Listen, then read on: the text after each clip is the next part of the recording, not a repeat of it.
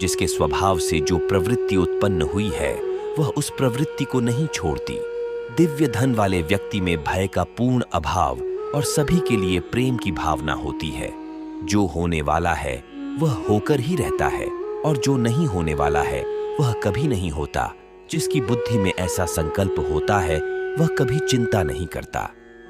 किसी और के जीवन की नकल करके पूरी तरह से जीने की तुलना में स्वयं को जानकर अपूर्ण रूप से जीना कहीं अधिक बेहतर है।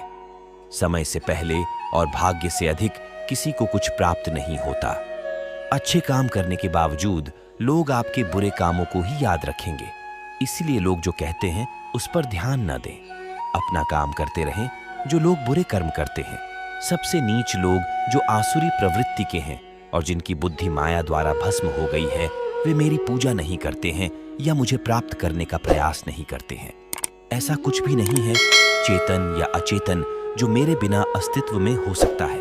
जो लोग इस ज्ञान में विश्वास नहीं करते हैं वे मुझे प्राप्त किए बिना जन्म और मृत्यु के चक्र का पालन करते हैं। जिसने मन को जीत लिया है उसने पहले ही परमात्मा को प्राप्त कर लिया है, क्योंकि उसने शांति प्राप्त कर ली है। ऐसे व्यक्ति के लिए सुख और दुख, ठंड और गर्मी और मान और अपमान एक समान ही है। किसी जरूरतमंद व्यक्ति को बिना किसी हिचकिचाहट के जो दान कर्तव्य के रूप में दिया जाता है वह सात्विक माना जाता है। पवित्रता, सरलता, ब्रह्मचर्य और अहिंसा भगवान, ब्राह्मण, गुरु, माता पिता जैसे गुरुओं की पूजा करने के लिए शारीरिक तपस्या है। जो हर जगह मुझे देखता है और मुझ में सब कुछ देखता है, उसके लिए मैं कभी अदृश्य नहीं हूं, न ही वह मेरे लिए अदृश्य है। अपने आप को जीवन के योग्य बनाना ही सफलता और खुशी का एकमात्र तरीका है। जिस प्रकार मनुष्य पुराने वस्त्रों को त्याग कर नए वस्त्र धारण करता है, उसी प्रकार आत्मा पुराने तथा अनुपयोगी शरीरों को त्याग कर नए शरीर को धारण करती है। जो कर्म में अकर्म देखता है और अकर्म में कर्म देखता है, वह सब मनुष्यों में ज्ञानी है और सब प्रकार के कर्मों में लीन होकर दिव्य अवस्था में रहता है। गुरु की दीक्षा के बिना प्राणी के सभी कार्य निष्फल हैं। प्रत्येक व्यक्ति अपने कर्म के गुणों का पालन करके पूर्ण बन सकता है। यज्ञ, दान और तपस्या के कर्मों को कभी नहीं छोड़ना चाहिए, उन्हें हमेशा संपन्न किया जाना चाहिए। जो मनुष्य न तो कर्म के फल की इच्छा करता है और न ही कर्म के फल से घृणा करता है, वह सन्यासी कहलाता है।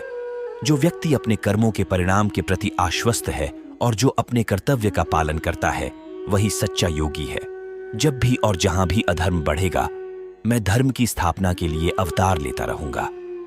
मैं हर युग में भक्तों को बचाने, दुष्टों को नष्ट करने और धर्म को फिर से स्थापित करने के लिए प्रकट होता हूं।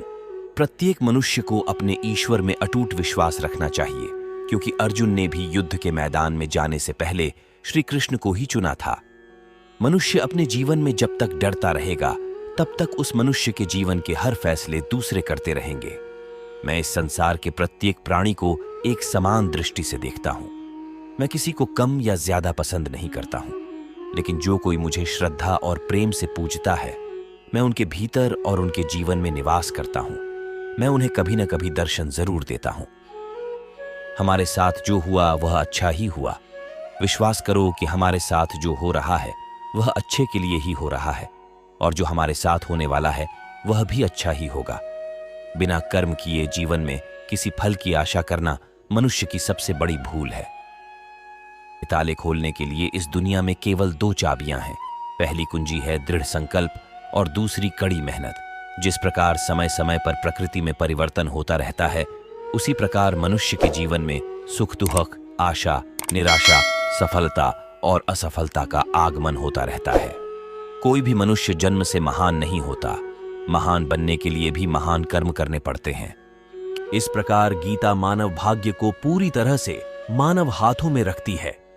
इसकी दुनिया नियतिवादी नहीं है, लेकिन न ही यह अंधे मौके की अभिव्यक्ति है।